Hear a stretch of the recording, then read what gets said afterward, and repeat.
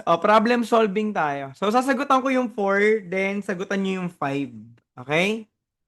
So, in a school of 800 students, 60% are girls. Okay? Then, if 15% of the girls are honor students, how many honor students are there? So, dito guys, we have 2 percentage. Okay?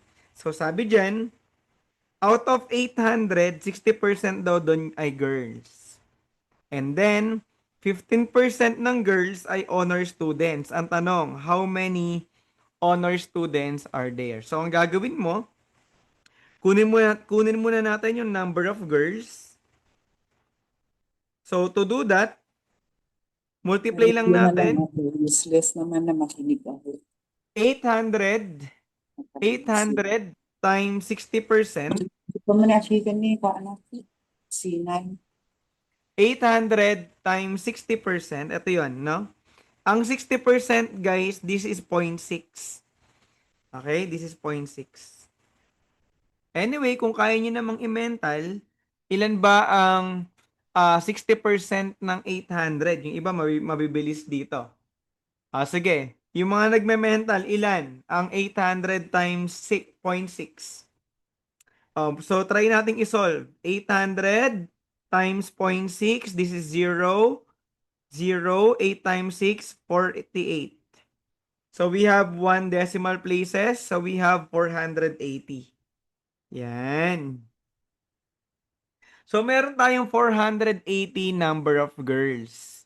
Ngayon, ang tinatanong, how many honor students? So, meron daw tayong 15%. Okay? Meron daw tayong 15% of the girls are honors. So, pag kinuha mo yung number of honors, ang gagawin mo, yung number of girls na 480, imumultiply natin by 15%. Okay?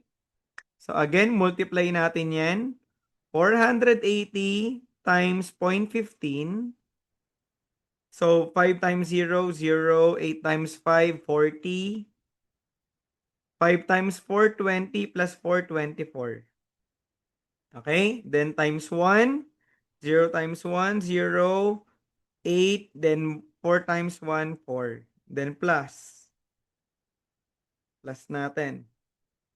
Wait lang. Lipat ko. Medyo masikip yung space natin dito. Okay. Solve natin yan.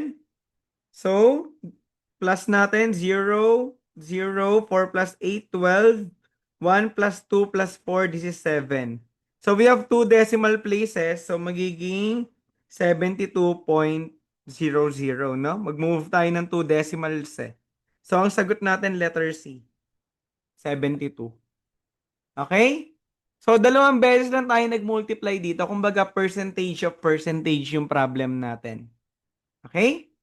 Sige. Questions? Type G nga po kung naiintindihan to, guys. Nag-multiply lang tayo dito. So, dapat marunong kayong mag-multiply ng whole number to decimals, no? Yan. Sige.